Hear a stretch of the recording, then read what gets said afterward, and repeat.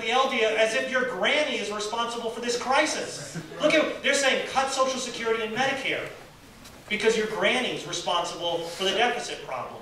The problem with that argument, all young people get old. So if you slit your granny's throat, you're slitting your own throat. And there's a problem, you know, with their argument. But anyway, it's an oppression machine. That whole system is run for profit, not to meet human need. I think most dramatically that's proven in what we see in housing today. Where you have, I know in Providence, Rhode Island, there are boarded up houses all over Providence. And there are homeless people in Providence. Why? Because it's not profitable to provide people with housing. It's more profitable to kick them out of the housing and make them homeless. That shows in, I think, the most graphic, disgusting form what's going on with a system built for profit, not human need. And it's crisis-prone.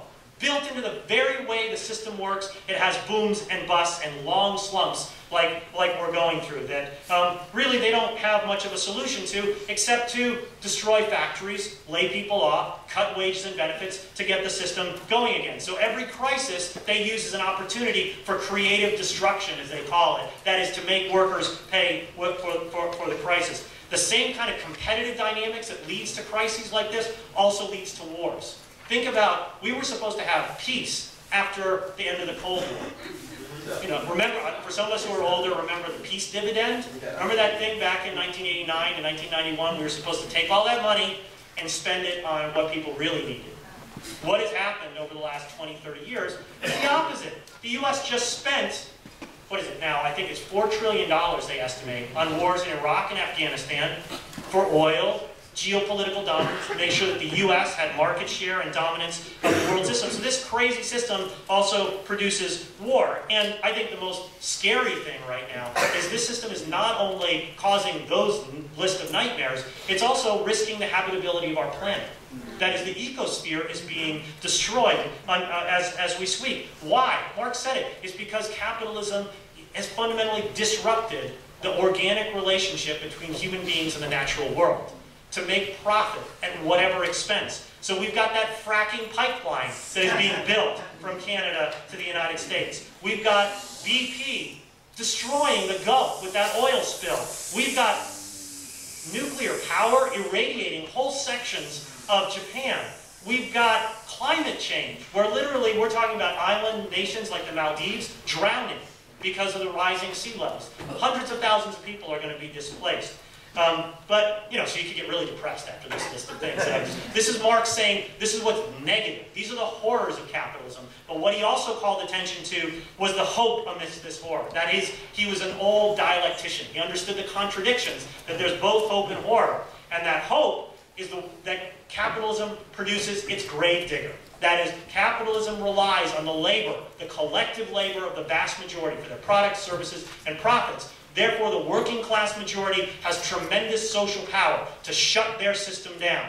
That's what we saw in Oakland, California. When workers on the docks don't work, shipping globally gets shut down. So workers have tremendous power. They're a collective class. They have to combat the oppressions that the ruling class uses to divide and conquer us. That is, we have to take up and agitate against all the oppressions precisely in order to unite ourselves to resist our bosses, even in things like union drives, and even more dramatically, struggles for the transformation of our society. And most hopefully, Marx said, in the working class, there's a power and capacity unlike any other group or class in society to take over their system and subject it to workers' democratic control so that all the horrors are taken away and all the bounty is redistributed in the interests and needs of the vast majority, and all of that democratically decided. What we are seeing emerge, we're seeing a dynamic that's pushing workers to begin to think about that all around the world today.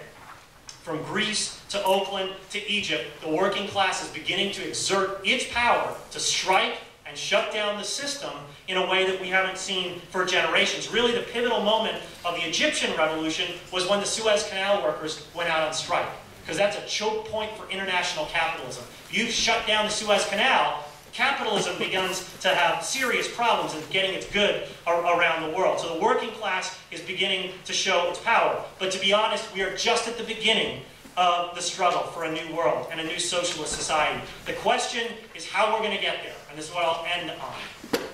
Some say we should support the Democratic Party and use the ballot box to vote change in. And I'm sympathetic. I understand why people want to do that. But where's the change, brother? Where's the change? We're almost 4 years into the Obama administration, and he's bailed out the banks, bailed out the corporations, and we haven't gotten bailed out ourselves. And it's a real contradiction because we don't have a party to vote for. And the problem is even deeper than that. The state, as I said, is rigged. It's rigged in the interest of the bosses, of the ruling class. They use it to run the system, and most of the state, most of the government is an unelected bureaucracy.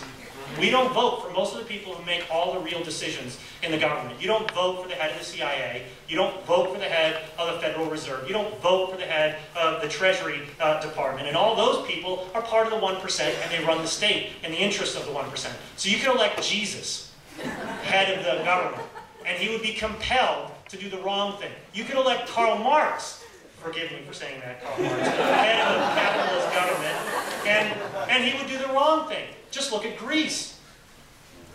The Prime Minister of Greece, Papandreou, is the head of the Socialist International, the Second International. What is he doing under the compulsion of the capitalist class in Greece and the bankers? He's imposed the worst austerity measures in the second half of the 20th century and into the 21st century. And he didn't do the job well enough, so they kicked him out and brought a banker in to run the state more effectively. So the state is fundamentally rigged. The reality is change doesn't happen through the ballot box. Real change happens in mass protest movements, in strikes, in demonstrations, when people go into struggle. That's when we compel the 1% to grant us the reforms, and it also raises the specter of us taking over the whole system. As Howard Zinn said, it's not who's sitting in the White House, but who's sitting in that really determines the course of history. So it's our struggle that really, really matters. And those struggles will begin in small struggles for reforms. Like in 1955, there was a struggle for integrating buses in the South, and it became a revolutionary movement in the black population of the United States, because as people won some victories, they got the taste for getting a lot more. So that is, winning reforms can give people confidence to fight a lot more. But reforms are not enough, because those reforms are expensive for the capitalists. And when they go into crisis, they want to take it all back, which is what they've done since the 1960s. We're now more segregated than ever. The U.S. is fighting wars all around the world. Abortion rights is not legal, not accessible in 80–90% of counties in the United States. And, on and on and on, about all the reforms the generation of the 60s won that have been taken away. Think about the welfare state, big expansion of the welfare state as a result of the class upsurge and the poor people's movement at the end of the 1960s. The welfare state has been dismantled. We don't really have a welfare state any longer in the United States. That's why we need a revolution. That reform isn't enough. We have to take control. That is, the mass movement of working class people have to take control of the society and put every factory under factory occupation by the workers. Every hospital under occupation by the workers.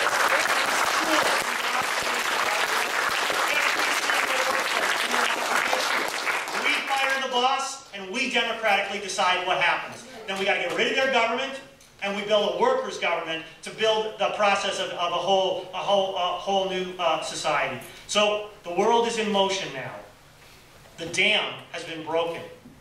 The future is being fought over today. Marx was right about capitalism and what we should do. But Marx was not an armchair Marxist. That word didn't even exist. He would be shouting us down if we use that expression. He spent his whole life in the struggle. Remember what he said. Philosophers have heretofore interpreted the world in various ways. The point is to change it. And at his grave, Engels said, before all else, Karl Marx was a revolutionist. That is, he would be in the Occupy movement with us. With his beard, his crazy hair, he'd be with us in the Occupy movement. We need to build organization around these ideas to help shape, build the fighting capacity of our side in the Occupy movement and in all the other movements that are developing. We have to argue for an independent movement. We stick to our demands. We don't adapt to the demands of people in the 1%. We have to take this movement to go where power lies, in workers, in the unions, our ability to shut down the system. And eventually we have to build a revolutionary workers' party here in the United States. And the urgency of that project begins now. When I was in Wisconsin, I could not believe the atmosphere. in Madison, when we were in the state capitol building, everybody was talking about a general strike. But there wasn't a network of militants in every single workplace, in every single community, to put meat on that idea. People couldn't agitate all over the place. That's what a party does. It pushes forward the struggle for reform, to defend what we've got, and then begin the project of leading to a working class revolution in the United States and around the world. Now people say, I've done this, that international working class revolution is a fantasy. I've been told that ever since I became a socialist. Oh, you're a dreamer. Not going to happen. Well, look at what we're seeing that's developed in this year. It's just the beginning of the process. You can see it. Revolutions have spread across borders in the Middle East. Tunisia, Egypt, every regime is under threat of resistance. That's inspired people all around the world. We have a strike wave that's going through Europe. We have a Chilean student movement. In Montreal, just this week, 30,000 students marched in Montreal. They really occupied Montreal.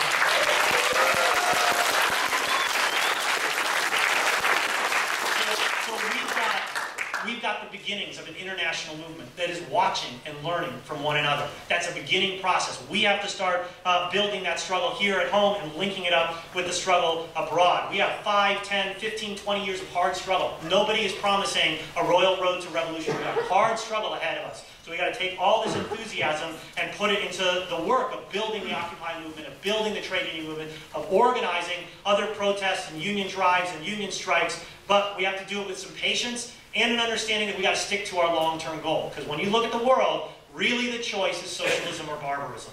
Socialism, democratic control by the majority in the interest of the vast majority, or a hell on earth organized by the capitalist class. So I'll end with Karl Marx's famous quote, "Workers of the world unite, we have nothing to lose but our chains."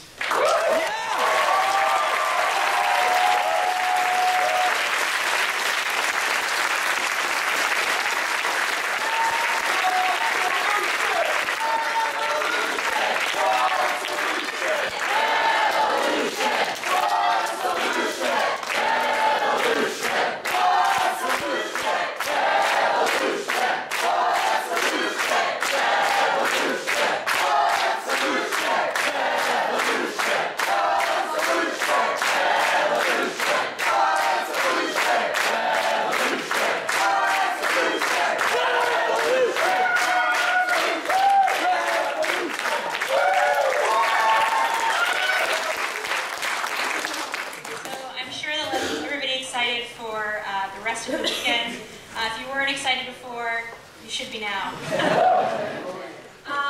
Just a few quick announcements for those who